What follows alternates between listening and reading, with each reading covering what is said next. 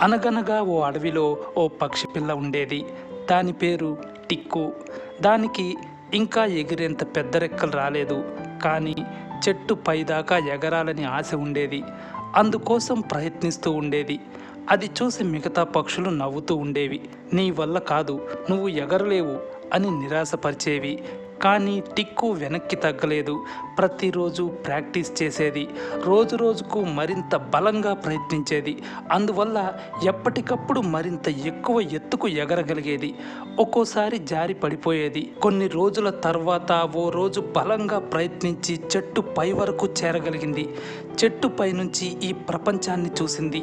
పచ్చిక బయళ్ళు, అద్భుతమైన గ్రీనరీ సీనరీస్ కనిపించాయి.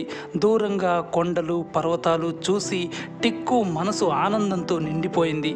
పట్టుదలతో ఏదైనా సాధించవచ్చని టిక్కు తెలుసుకుంది. ఎవరైతే పట్టు వదలకుండా ప్రయత్నిస్తారో వారికి ఈ ప్రపంచం సలాం కొడుతుంది. విజయం వారికి బానిస అవుతుందని ఈ కథ చెబుతోంది.